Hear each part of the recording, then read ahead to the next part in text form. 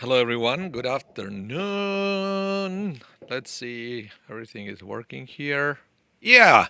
Welcome to Trollheim with your host, Rabbi Anibal. I'm happy to be here. This is going to be the last session for the year 2024. Next one is going to be 2025. So, yeah, for all of you who've been following the class for all for the whole cycle, you made it through another year. This is great. This is great. So, welcome everyone. I'm already. I don't know if you notice. I'm testing some new graphics here. Look at this. I'm gonna highlight Brenda's latest message. You will see that it looks a little different. What about that? You like it? New animations, new thing. I can play around with this a little bit more now. That this new.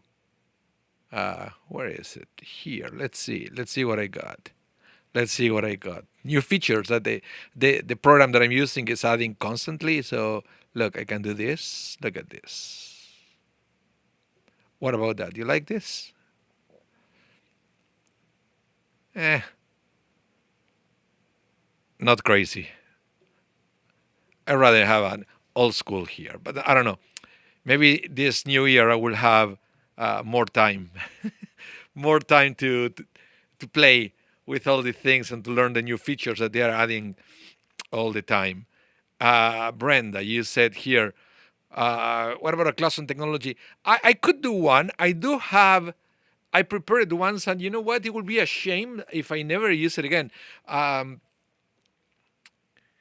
Everything started with I was invited to teach a class on Sukkot for for a group here at Sharizadek, and it was the class was about Sukkot in space. Sukkot in space, which also could be Shabbat in space and all that, right? So how to observe Judaism in the event that humanity will be able to go and how can I say it? Because I know I could say to go and colonize Mars and other planets, but I think it's politically incorrect to use colonize in this day and age. But yeah, that's pretty much what it is, right? But what happened if they go there? Can you imagine? Because the cycles of day and night are different lengths. So the year is a different length. That let's say that you're on Mars, then Judaism starts the month uh, with a new moon, but there are two moons there. So how do you do it? Lots of good questions, right? So on that, when I did all that research, was a good beginning to start studying about innovations in Judaism, especially some of the technology that we have in this generation that may be at, at odds with Jewish practice, even if we cannot see it. It could be, uh, yeah, it could be like, for example, all the way from self-driving cars. You don't think, but it's a huge issue with the ethics of a car making decisions. Which at the end of the day, that's what happened because a self-driving car, if it's in a situation where it's about to crash, the car has to make a decision. So lots of little things, and the rabbi is being analyzing this. That what about, for example, the cultured meat that you can have or lab grown meat. There's also technology applied to Judaism, and if it's kosher, it's not kosher. It's meat, it's parv. Whew. I don't know. Maybe one day I will do a class about that.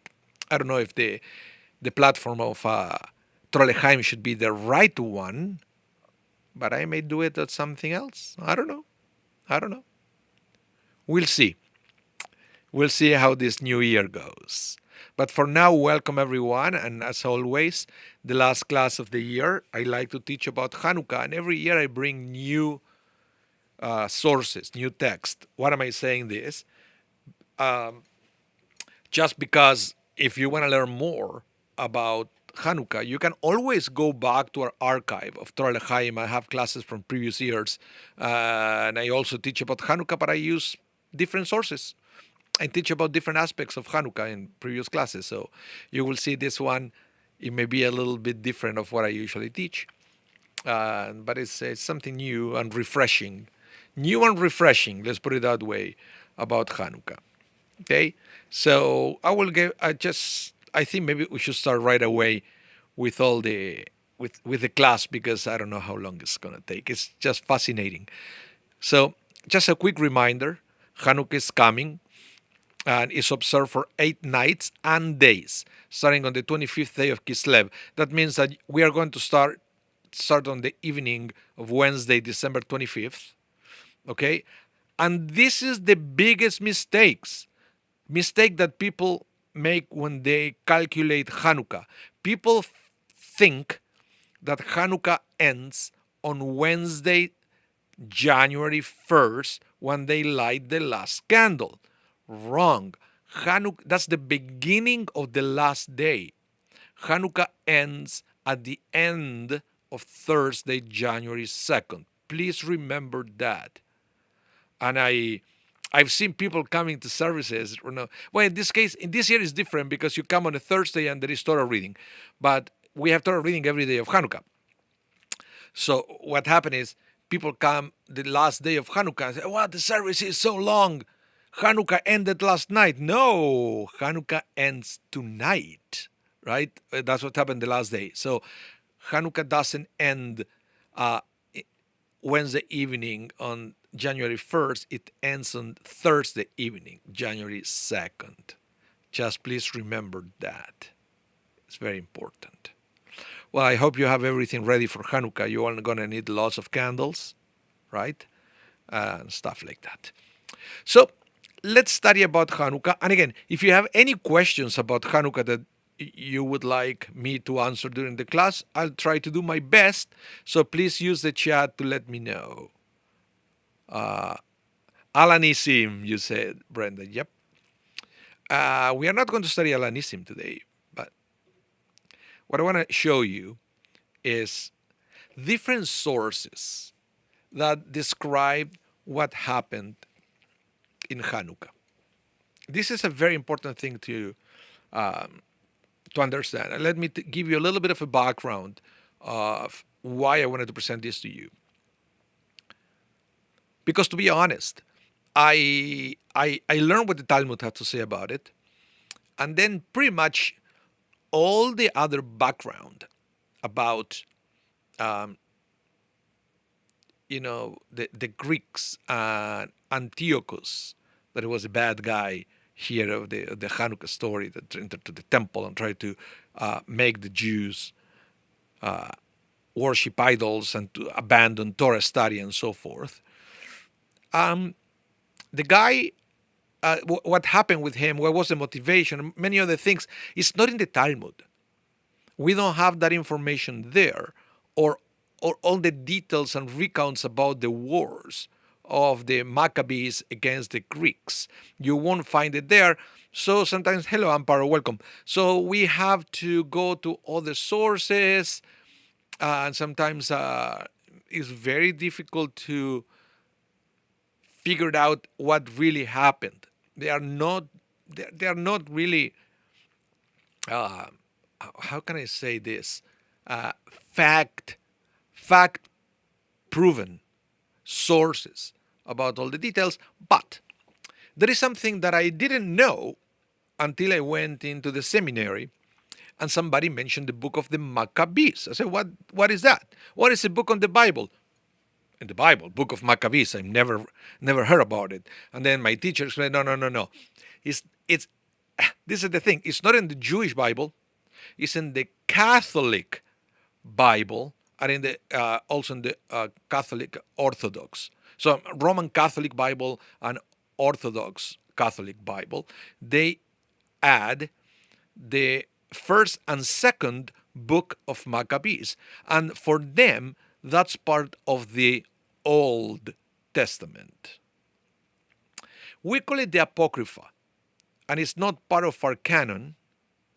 It was not canonized as part of the Tanakh, the Bible, by the rabbis, but it was accepted by the early Christians who eventually became the Roman Catholic Church.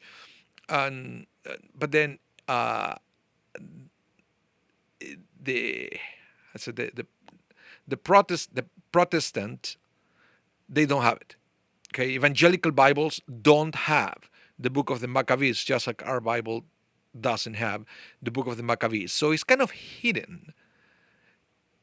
So you need to know where to go to find it.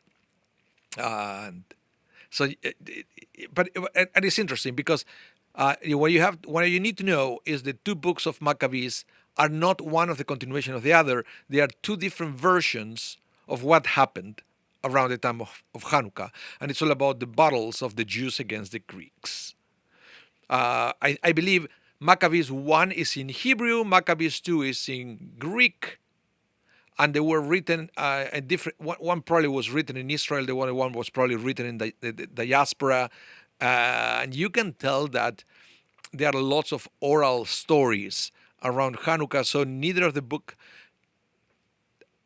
tells the story exactly the same way. But I want to share a little bit with you what those books say, because they really add more to the context to try to understand the beginning of Hanukkah. Because to be honest, I always thought that celebrating such a big deal of the celebration of Hanukkah just because of the miracle of the oil was kind of thin, making a whole deal of 8 day celebration because of that specific kind of miracle. So let's start with the Talmud first. So I wanted to share with you let's go to the Talmud, and then I want to share with you two little pieces of Maccabees 1, Maccabees 2, so you can have an idea of what they say about Hanukkah, okay? Something different for this year. So let's start. The Talmud says, on the Babylonian Talmud, the Tractate of Shabbat, page 21b, and it says, what is the reason for Hanukkah? Okay, we are all curious, we want to know. Well, as our rabbis taught, on the 25th day of Kislev, the 8th day of Hanukkah begin, during which it is forbidden to eulogize the dead or to fast. Why to eulogize the dead? Because in Judaism, the eulogies during the funerals were added there or were introduced to make people sad, to make people cry. So, you come a funeral, you have to get it, you have to understand what you're doing, you're saying goodbye to somebody, so people will eulogize the dead to make people cry. So because Hanukkah is a happy occasion, it's a joyous occasion, the rabbis say, we don't eulogize the dead if a funeral happens during Hanukkah. Okay? And also, we are not allowed to fast. Why is that? Because we are not allowed to have a communal fast during celebrations. Okay? So let's continue. The Talmud continues. For when the Greeks entered the sanctuary of the temple, they defile all of the oil. Just so you know, and this is interesting because if you go to the book of Maccabees, they will say that they defiled way more than the oil. Way more than the oil. In fact, it says that when the Maccabees were actually finally able to enter to the temple, it was a mess. A mess in the sense that it was dirty. It looks like nobody took care of that for months. Okay? It was disgusting. Everything. But the Talmud chooses to mention only that the Greeks defiled all the oil. When the Hasmoneans overpowered the Greeks, and were victorious, they searched but could find only one cruse of oil that was intact with the seal of the high priest. You should also notice here, and there is a reason for that the rabbis doesn't say anything about the Hasmoneans. How did they overpower the Greeks? Was it a long battle? Was it a short battle? Was it even battle? They were both, the same. They had the same kind of army. Why don't they say that? And the reason is they didn't want to talk too much about the Hasmoneans, because the Hasmoneans they were great. They brought the temple back to Judaism, but it was the beginning of the end. But it will be a domino effect that is going to finish with Tisha B'Av, with the destruction of the second temple and the exile that we are still suffering to the day. Okay, so that's why the rabbis didn't want to give too much kavod, too much honor to the Hasmoneans. So yes, they mentioned them because the first generation of Hasmoneans was great, but eventually the rabbis stopped liking them. Long story short, the Hasmonean eventually they became king and priest. The king of Israel, who's supposed to be from the family of David,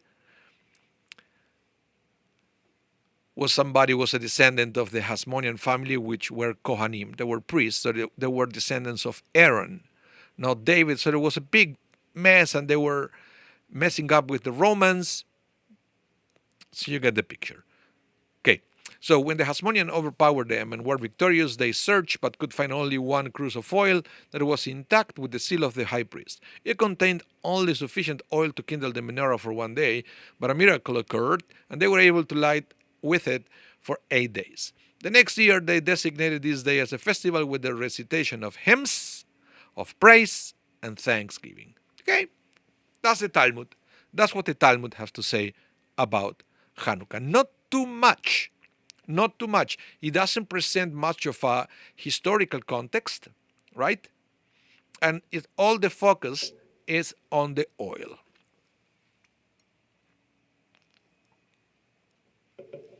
Let's go to the next text. Now, we're going to read the book of Maccabees. This is Maccabees 2. Maybe you were never exposed to this book. It's a fascinating thing. Listen to this. They celebrated it for 8 days with rejoicing, in the manner of the festival of Booth. What is the festival of Booth? What is it? Sukkot. So now, there is nothing about the oil. Maccabees 2, it says that the reason why we celebrate Chanukah for 8 days is because as soon as they entered the temple, they celebrated something that resembled Sukkot. Why is that? You'll see in a minute. In the Mother of Festivals of Booth, remembering how not long before, during the festival of Booth, they had been wandering in the mountains and caves like wild animals, therefore carrying wands entwined with ivy and beautiful branches, and also fronds of palm. They offer hymns of thanksgiving to him who had given success to the purifying of his own holy place. They decreed by public edict, ratified by vote, that the whole nation of the Jews should observe these days every year. So let's try to understand what this book is adding. What it says is, as soon as the Jews, or the Maccabees, were able to enter to the temple because they defeated the Greeks, they were finally able to celebrate Sukkot, which they couldn't celebrate at the right time because they were still fighting. As simple as that. If you think about it, I don't know if you have a Jewish calendar in front of you, check which one was the last festival before Chanukah. And you will see that it was Sukkot. I mean, Sukkot, Shmini Atzeret, Simchat Torah, but it's all one unit in the calendar. So Sukkot, 7 days, plus Shmini Atzeret, 8 days. It's a festival of pilgrimage. We're talking about how many days people will say in Jerusalem. There was 8 days. So what happened is when they finally, they didn't know when that was going to be. When they finally defeated the Greeks, they entered to the temple, they cleaned it up, and they said, what are we going to do that? Well, maybe we should celebrate Sukkot now, because we couldn't do it before, so we can have this opportunity to offer all these sacrifices to God, sacrifices of thanksgiving, of course. And they all enter Jerusalem with the lulav, carrying wands entwined with ivy and beautiful branches and all fronds of palm. They enter with the lulav because they were celebrating a late Sukkot. What about that? Makes sense. And then again, we have another explanation of why the 8 days, according to this, nothing to do with the oil. Any comments? I would like to see it. Now, the interesting thing about this book of the second book of Maccabees is that I just realized Maccabees is spelled wrong. Anyway, okay. The other thing that is interesting about this is that this is not the first time that there is a connection between the dedication of a temple and Sukkot. You said, you may be thinking, what is the rabbi talking about right now? Well, let me show you, because if you go here to the first book of Kings, chapter 8, verses 1 and 2, listen to this. This is Solomon. This is the, hello, C. Sam Bailey. Welcome to the class.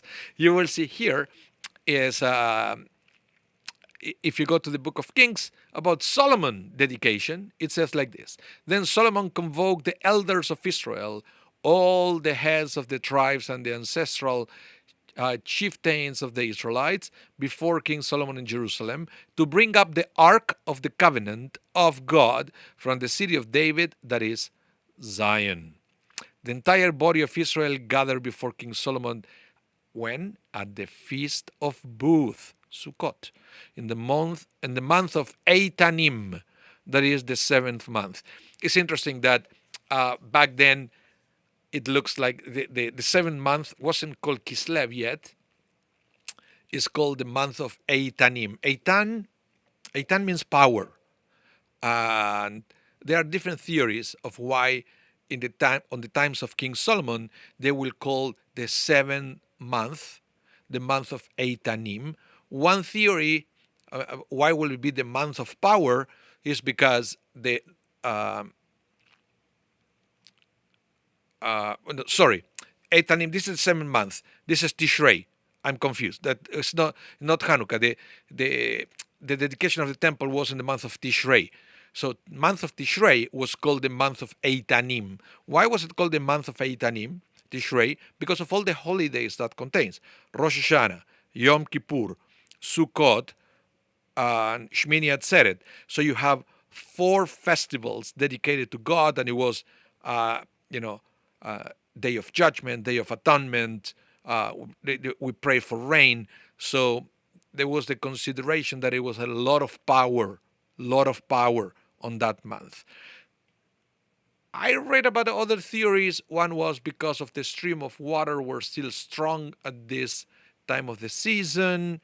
But I like to think that they call it Eitanim because of the power of the month, because of all the such intense holidays that we have. So this is interesting. We don't call it like that anymore. We don't call it Eitanim. We call it Tishrei, because eventually that will be the rabbinic name for the month. But remember, back in the times, biblical times of King Solomon, the 7th month was not Tishrei, was not 7th, was called Eitanim. Okay? So you can see here another connection of dedication of the temple and the festival of Sukkot. So it makes sense that if the Maccabees were able to enter to the temple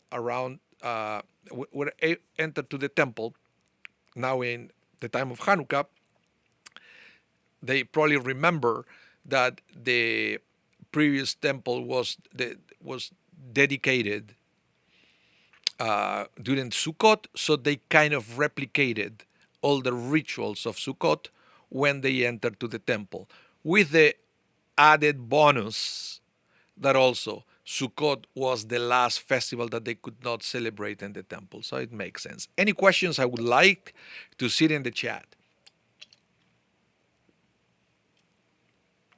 I don't know if you ever heard this explanation before, so I'm curious as well. So let's continue. Now, I wanted to share with you the other one.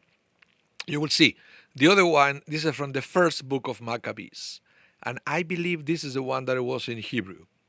Written by Jews back then, but it didn't make the cut to become the Jewish canon for the Bible. Now, it says, one of the explanations, by the way, why it didn't make the cut is probably because it was too close too close to the time where the books were canonized. And we like to canonize things that they are ancient. Modern things, we feel that they don't have the holiness that old things have. So maybe that would be one of the reasons why I didn't make the Bible. Now, let me read this for you from the first book. It will add a little bit more. It says, they celebrated the dedication of the altar for 8 days. So you see, Talmud, second book of Maccabees, first book of Maccabees, there is one thing they have in common. It is 8 days. Nobody argue with that. That the number 8 is always there. Okay? And I will show you after this how they are even older, even before Chanukah happens, they're older sources saying that there was an 8 days long kind of celebration at that time of the year, at the time of Chanukah. But be patient for that one. Let me read one of Maccabees. They celebrated the dedication of the altar for 8 days and joyfully offered burnt offerings and sacrifices of praise and thanksgiving. They decorated the front of the temple with gold crowns and shields. They restored the gates and the chambers for the priest and furnished them with doors. There was great rejoicing among the people, inasmuch as the disgrace inflicted by the Gentiles had been removed. Then Judah, his brothers, this is Yehuda Maccabi, right? Judah, his brother, and the entire congregation of Israel decreed that the days marking the rededication of the altar should be observed with joy and gladness for 8 days every year on the anniversary, beginning of the 25th day of the month of Kislev. Okay? So in this day, it doesn't say anything about the connection with Sukkot, but it does say that they decided to dedicate for 8 days. Why is that? Because the very first dedication of the tabernacle, for example, that is early in the Bible, the portable one, the sanctuary that was built in the desert, it was also dedicated on the 8th day. And you see, there is a parsha, it's Parsha Shmini, the 8th. And in the 8th day, because the number 8 in Judaism is the number representing miracles. Why is that? Because number 7 represents nature. We have 7 days of the week, 7 colors of the rainbow. So number 7 represents nature. So if 7 is nature, then 8, which is one more than 7, 8 is supernatural or above nature. So that's why the number 8 is a magic number, if you want to say it in Judaism. That's why the Brit Milah, the circumcision of a baby, is on the 8th day. The sanctuary was dedicated on the 8th day, and so forth. The 8th is a number always connected to miracles or strong connection with the divine as well. Okay, interesting. So here we have already 3 different reasons for the celebration of Chanukah. I believe there are more books of Maccabees. I think they're up to 5 or something like that. But these are they are the only 2 that they are considered serious books. There are others that I believe they weren't even being written by Jews.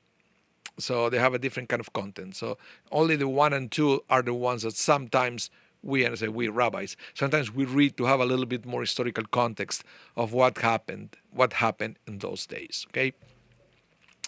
So, here you have it. So remember I told you that there was another source that it was earlier. It's an earlier source also talking about an 8-day celebration during this time of the year. And I will read it for you. This is also from the Talmud, Masechet or Tractate, Avodah Zarah, page 8a. And it says, when Adam, remember the first man, Adam, noticed that the days were getting shorter, he said, is the world becoming darker because of my sins? Remember the story. The fruit, forbidden fruit, God said, because if you eat from the fruit, you're going to die. And they ate from the fruit and they didn't die, but they didn't know now what to expect, or or when they're going to die or how they're going to die. So just try to imagine Adam and Eve, they were freaking out because they knew that now death was on the table, but they didn't know anything about it. They never experienced anybody dying. They didn't have anybody to teach them what death is. So what happened is Adam was and Eve, they were outside of the Garden of Eden. They were looking around and they noticed that eventually the days were getting shorter and shorter, and probably, also it was colder and colder. And then, the nights were longer and longer. And they said, is the world becoming darker because of my sins? So did I produce this? Is this a consequence of me eating the fruit? Will it soon return to chaos, meaning it's going to be an eternal night? And then remember that the world, according to the Torah, was tohu babohu. Tohu vavohu. That's the way it's described in the book of Genesis. And it's usually translated as chaos and void. And it was an eternal night until God says, let it be light. Right? There was no light before. So what Adam is saying here is, well, the days are getting shorter and shorter. The nights are getting longer and longer. Am I going towards a moment or towards a time where the world is going to be a complete darkness, and then that's it? That's going to be the end of the world. It's going to be back to what it was before God said, let it be light. Is that what is happening here? And then he continued. And this is what God meant when God punished me with mortality. Fair questions. So, Adam prayed and fasted for 8 days. Okay? So you see this like the opposite from Chanukah. He was sad, but he was fasting and praying to God from the depth of his sadness. What happened after? When the period prior to the winter solstice arrived, okay, he noticed that the days were now growing longer. Adam realized, this is the way of the world, nothing to do with my sins, nothing to do with it. It's not a punishment to me. It's not about me. This is the way the world works, right? Sometimes, days get longer, then get shorter, and so forth. It's a cycle. So what did he do? Right after the winter solstice, when the days started to get longer, Adam made 8 days of celebration.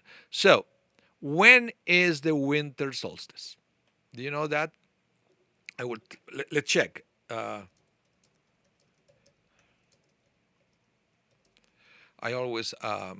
So basically this year, the winter solstice, Saturday, December 21st. Okay? So it's always around Chanukah. Always around Chanukah. So what the Talmud is telling us here, and I think this is very poetic, the way the Talmud is teaching this, because yes, it's talking about Adam, and I believe what it's saying is, well, there is around here, we're talking about the Middle East, around here, people celebrating around this time of the year an 8 days long festival to celebrate the solstice. Why they were celebrating? Because you have to understand that in the popular belief, what the solstice means, the winter solstice means, is that finally light defeated darkness. That's why days started to become longer and longer and longer, right? Because light defeated darkness. And that's why we have, for example, the miracle of the oil, or the miracle of the light, or the miracle that the Maccabees defeated the Greeks. Again, light defeated darkness, right? And it's not a coincidence that Christianity celebrates the coming of their Messiah around the same time, celebrating that light defeated darkness. It's all the same concept. So what we are learning here is that there was a well-established celebration around the time, and different religions, I guess, they brought new light about the celebration. We have Hanukkah, and we celebrate for 8 days because there was this celebration of 8 days at around the time of the winter solstice. Okay. Now, David, what you said, David? Let's see. South America, the days starting to get shorter after the winter solstice. How is that addressed in Argentina with respect to shortening the days? Well, remember, this is all based on the Middle East, and they have the same season that we have here in North America. But in Argentina, look, in Argentina, this is the summer. So Hanukkah is celebrated in a different way. Everything is outdoors. It's beautiful. They play sports. They can do things that we cannot do here. I know there is a charm for having a white Hanukkah, right? Or a white Christmas, if you for people who celebrate Christmas. There is a charm about that. I give you that. But there is also a charm about being able to enjoy all this bunch of free days and holidays outdoors, playing sports and going and swimming and going to the beach. You don't have to go to Mexico. You can go in Argentina. It's next door. You to take the car and go to the beach for this time. Yes, it's celebrated differently. I remember that. And for me, it was an adjustment when I came to Canada to how I would celebrate things around here with the snow and the and thing. What is it, David? Not snowmen in Argentina for Hanukkah. Oh no, not at all. No snowmen at all. Never. Never. Well, in Buenos Aires, we never had snow, and then I went to live in Chile, in Santiago. Also, no snow there. I mean, you can go to the mountains; they have snow, but I don't think they have snowmen there. It's not part of the culture. Not part of the culture. So I wanted to let you know how Hanukkah is not, it's not the first 8 days festival that it was celebrated around that time. And yeah, that's what it said. Now, you see, you will see that the way people used to celebrate Hanukkah in the past is not the way we celebrate it today. The Talmud says, a rabbi thought the precept or the mitzvah of Hanukkah requires one light for each man and his household. So how do you celebrate Hanukkah according to the Talmud? You have to light only one candle per night for 8 days. Is that clear? One candle, that's all. But then it says, those who seek to beautify the mitzvot kindle a single light for each household member. So I said, well, some people weren't happy with having just one candle. They wanted to do more for the festival, to honor the festival, to make it prettier, to make it beautiful. So they will have one candle per household member, not just one candle per house. But then, concerning those who are particularly eager to beautify the mitzvot, so that means the ultra-religious, then those people also, they weren't happy with lighting only one candle, and among those people, they had two different traditions, which were, the house of Shammai, tradition number 1, says, on the first day he lights 8 candles and then decreases in number each day. So, not the way we do it today, the other way around. You start the first night of Hanukkah with 8, and then you end the last day of Hanukkah with 1. Okay?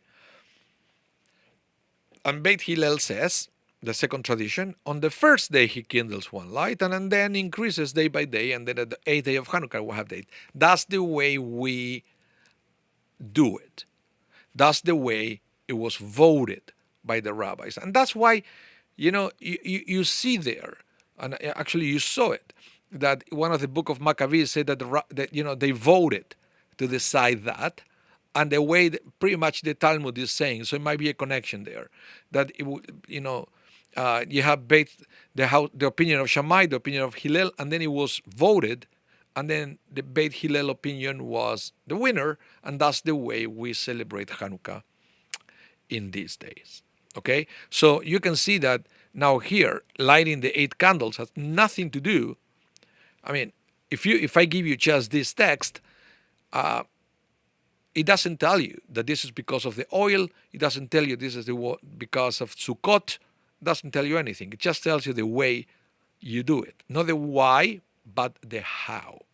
And that was voted, and that's the way we do it. So, the house of Hillel, reason for requiring a continual increase from 1 to 8 light is the principle that in sacred matters we elevate and do not lower the degrees of sanctity. Why is that? Because the rabbis explain that, and here again, here is the connection with Sukkot. It is that the reason for Shammai to go from 8 to 1 is because of the sacrifices on Sukkot were from more to less. So it was less every day. They were decreasing the number of animals sacrificed during the 8 days of Sukkot. So it makes sense that if the rabbis were making a connection between Sukkot and Chanukah, says the house of Shammai, then we should do everything like Sukkot and we should go from 8 to 1. And Beit Hillel said, yeah, that's a good argument, but it said, we should establish here a deeper principle, and the principle should be that, in sacred matters, we should always elevate and never decrease. So we should go from 1 to 8 because we want to bring more light. On top of that, because it's after the winter solstice and the days are longer and longer, we should actually accompany that by adding more light every night. And eventually, yes, Brenda, absolutely. Hillel always seems to come out on top. There are very few exceptions to that rule. And that's the way we do it. That's the way we light the candles, okay? So, the other thing we have to understand here is that the mitzvah of the Chanukah light is to place it on the outside at the entrance of one's home. So we don't do this anymore, mostly, unless you go, for example, this is why Chabad, sometimes they put this big Chanukiah outside, outdoors. And then that's what they do, this public celebrations and thing. And why they used to do it like this is in order to publicize the miracle, because you want people to know about Chanukah. So the best way to do it, if you can, is to put it outside your door.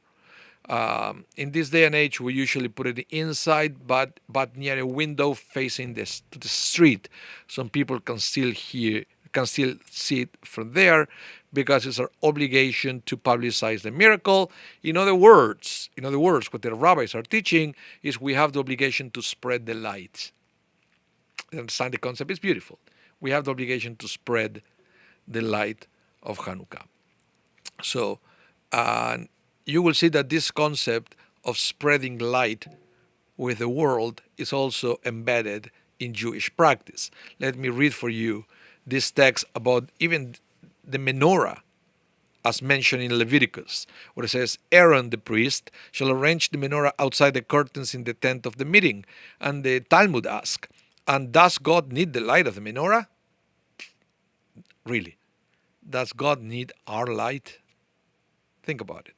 Well, they said, surely, all 40 years in the desert, the children of Israel only traveled by God's light. Rather, the menorah is a testimony to the entire world that the divine presence rests on the Jewish people. So basically, the Talmud said, why do we need to light a light for God? Didn't we actually experience God light? So it's the other way around. God is giving us light. We don't need to give God light. So one reason is, well, this is just a testimony of the light that we receive. We are not really giving light to God, but we are actually making it clear, or so we can remember of the light that we receive from God. Okay. In fact, you will see that you are not allowed to read under the light of the menorah. I don't know if you knew that. It's not the Chanukah menorah is not a tool to illuminate so we can read or you can do something with that light. The only purpose of the light is to publicize the miracle. That's why we add the extra candle, that is the shamash. The shamash, Contrary of what people may think, is not to light the other candles. You don't have to use the shamash to light the other candles.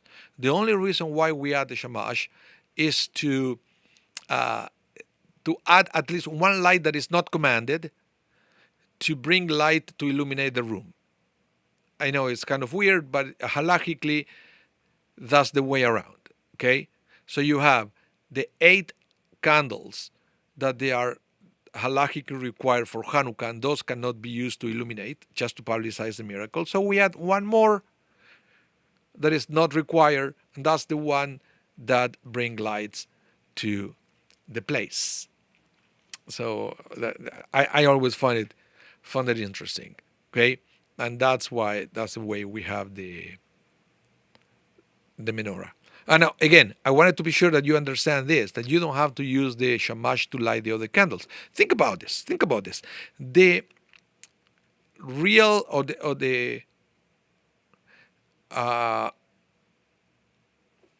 let's see, David, you have a question here. When did the Chanukah 8 candles take the place of the menorah? It's the same. It's the same. Chanukah is the Chanukah menorah. Menorah means candelabra. So every candelabra, Shabbat, Chanukah, or the one at the temple, they're all called menorah. Okay? It's a generic for candelabra.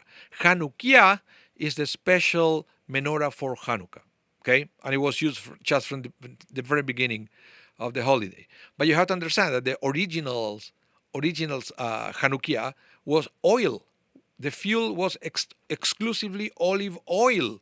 So you can't use the shamash, which is a container with olive oil, to light the others. It doesn't make any sense. You will make a mess.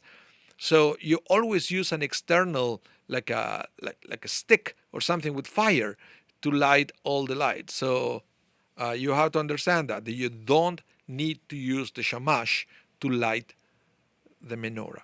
The shamash is not to light the others, it's just to illuminate. Okay?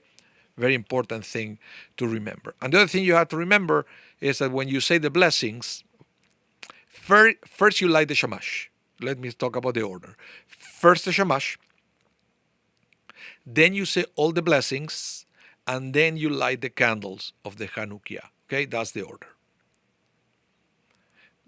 Brenda, why do you see 6 candles? No, menorah has 7. The temple menorah has 7. The temple menorah has 7.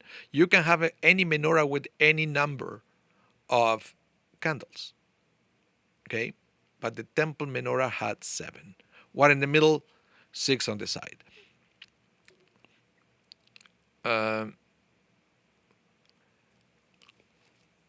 So I can see here that we are running out of time. The other thing that I wanted to show you also about spreading the light is listen to this text. Some point out that Chanukah is related to the word chinuch, education. Why is that? The Greek issued decrees against Jewish education and forbade circumcision, the mitzvah that begins a Jewish boy's education. On Chanukah, we celebrate our freedom to provide our children with a proper Jewish education. Indeed, the Lubavitcher Rebbe often stressed the unique connection between Chanukah and education.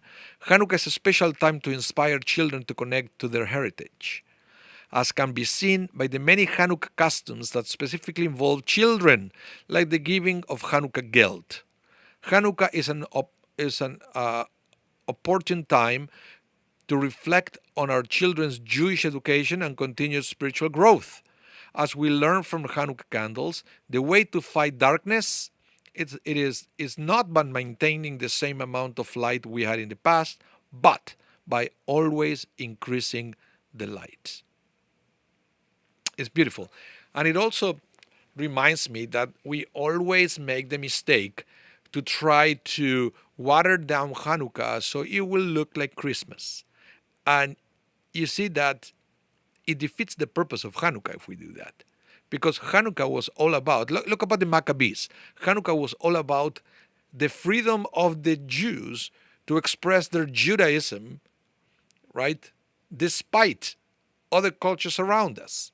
So Chanukah is a time to remember that we should not be afraid to be Jews in the world, And we have to keep spreading light to the world as Jews without hiding who we are.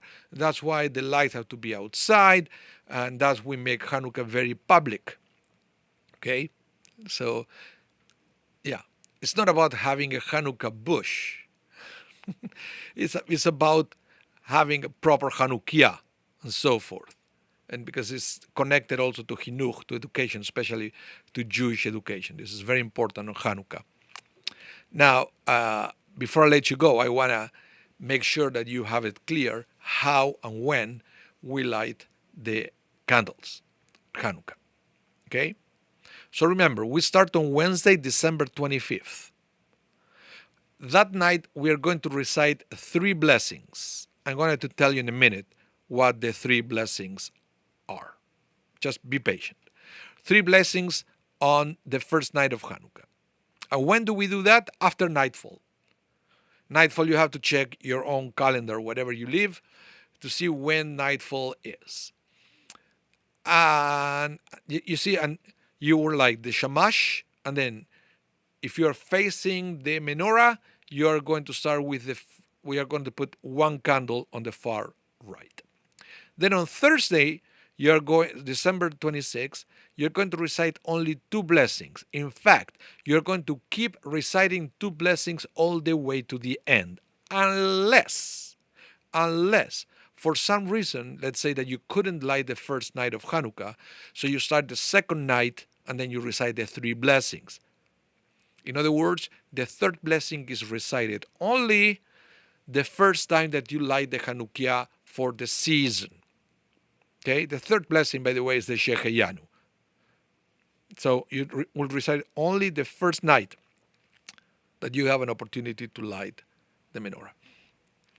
So again, Thursday, 2 candles. So you will put 2 candles on the far right, but then the first one that you light is the one to the left. Okay, so you have 2 on the right, but then you won't light first. You have to light first the second one. Okay, so the new one that you put that night and so forth. That's the way you light the menorah. You put the candle from left to right. You put the candle from right to left, but you light from left to right. Remember that. So then on Friday, also 2 blessings, but you have to remember that you have to light the menorah before the Shabbat candles. Very important, before the Shabbat candles. But then on Saturday, you have to do it after Havdalah, so after Shabbat is over. And then you have all the other days is just normal, right? 2 blessings after nightfall. And remember, once again, Hanukkah ends on Thursday, January 2nd at nightfall. So what are the 2 blessings or the 3 blessings? First one will be the first one, that is Baruch Atah Adonai Eloheinu melech haolam asher kiddushanu b'mitzvotav v'tzivanu le'adlik ner shel Chanukah. Will be the same one that we say for Shabbat. You know, Shabbat we said le'adlik ner shel Shabbat, to light the candle of Shabbat. In this case, will be to light the candle of Chanukah. That's the first blessing. And the second blessing is going to be Baruch Atah Adonai Eloheinu melech haolam she'asa nisim la'avoteinu vayamim ha'em bazman hazeh, which basically means who has done miracles for our fathers in those days at this time. And then again, if it's the first night of Hanukkah, you are going to recite a 3rd blessing, which is the Sheheyanu.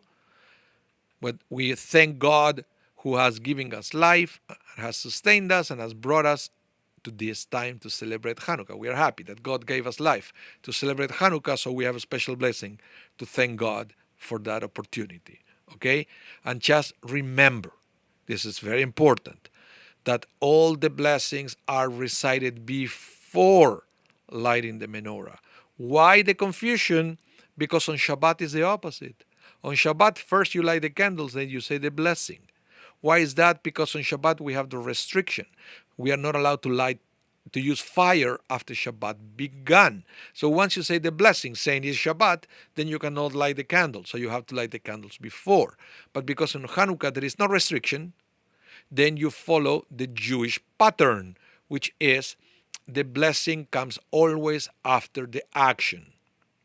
Okay? Except for Shabbat, all other situations, the blessing always comes before the action, not after, before the action. So you say the blessings first, and then you light the candles, except for the shamash. The shamash is always first. Okay? Because remember, we do it first because it's not part of the mitzvah. It's not the required light. Well, thank you, everyone. And oops, sorry. Thank you, everyone. This is the page that I want to try to say, and I wish you, all of you, Chag Sameach, Chag Chanukah Sameach, Freilichen Chanukah. I hope you have planned great things with your family, with your friends, with your community. So what do you see? I have a comment here. Glenn, you said, in addition to Hanukkah, Christmas on the same day, the 1st of January, the global synchronic good omens. Well, I hope so. I hope so. I hope it's a good omen to under a year of understanding and collaboration between religions. Yeah, I think, as the rabbis say, every time we get together with people of other faiths, we are doing that for the sake of peace, to bring peace to the world, and hopefully that will be the case. So, Chag Sameach, everyone. Chag Chanukah Sameach. Happy holidays to all of you. Happy New Year! Happy New Year as well, and hope to see you next year. Okay? First Thursday, I believe. Is that true? When is the next class? Next class is going to be Thursday, January 2nd. Let me double check. Nope. Thursday, January 9th. That is my birthday. Oh my goodness. That it will be the next class, January 9th. We are going to celebrate my birthday studying Torah. So again, have a wonderful rest of your day. Stay safe. Hope to see you soon. Bye, everyone.